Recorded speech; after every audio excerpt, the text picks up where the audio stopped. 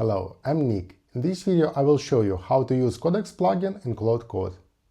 But before diving into the actual use cases for Codex, it's important to understand what Codex is.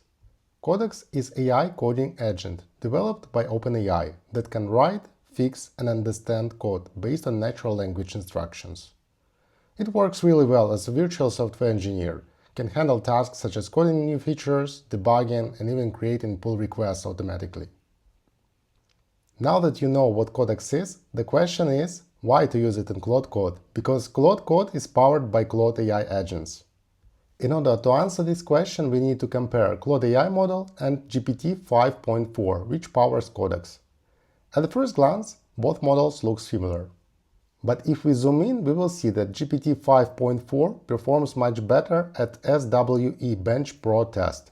This benchmark shows how good AI model is at solving very challenging and realistic tasks.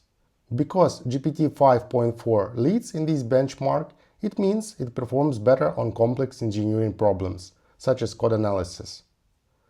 Next, it's important to compare token costs, a major factor if you want to use the AI model daily. GPT 5.4 is twice as cheaper to run for input and 40% cheaper for output. Apart from the benchmarks, it's important to focus on the built-in limitations of Claude AI models. It's possible to name three major limitations of Claude AI models. First of all, it has a tendency for over-engineering. In other words, it tends to build a more complex solution than is necessary. Claude AI models, Sonnet and Opus, tends to use more tokens on average than GPT models. It means that you can reach your token limits faster with Claude AI models.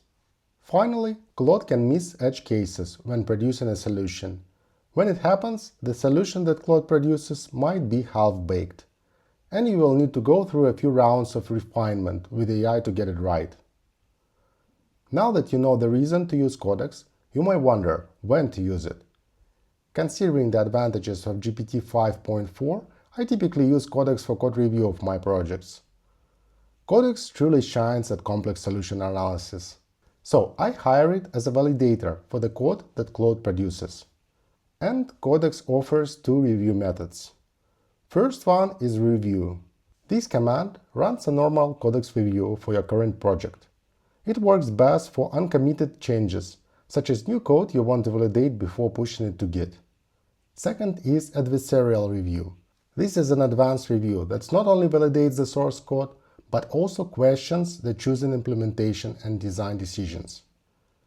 You should run this command when you want to validate your solution, whether you are using the optimal solution for your problem or not. Both commands are read-only commands, meaning that when you execute them, they won't change your source code.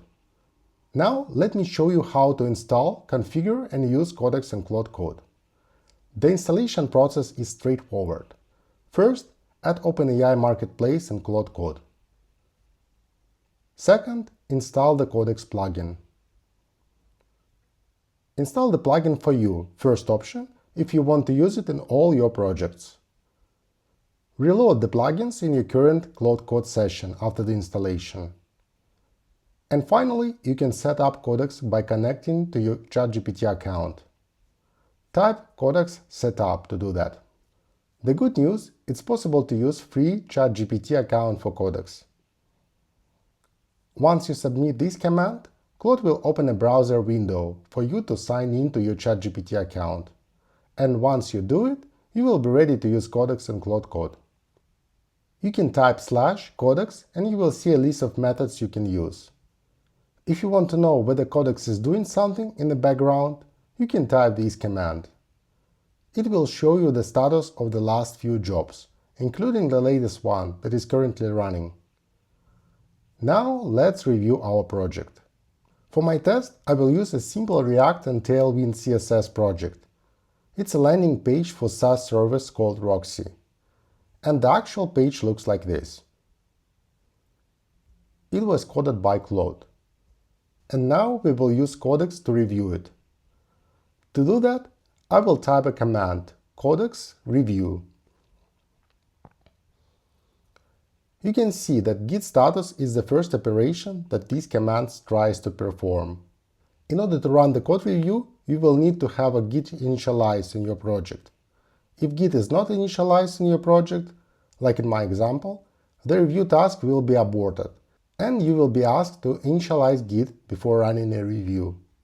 The good news is that in order to initialize Git, all we need to do is copy and submit this command. Once it's done, we can run the code review. Codex will ask me how I want to perform code review and offer me two options to choose from: wait for results or run in the background. For smaller projects like this one, it's better to wait for results, but for larger projects that can take more than 5 minutes, you can choose run in the background in order not to block the stream results. This time I will go with the first option. And after a short wait time, I will get this review. The focus of this review was on the project organization files and their tracking in Git. Now let's test a more advanced review command. Type Codex adversarial review. It performs pretty much as the previous command, but this time Codex offers to run it in the background, because this review is more intense than the previous one. And I will follow its advice. At the end of this review, you will see a more detailed summary along with identified issues with priorities. Also, you will see Next Steps section, which lists recommended actions. When you get this review summary, you can introduce changes using either Claude Code or Codex. And that's all. Let me know what you think about using Codex plugin in Claude Code in the comments. Thank you!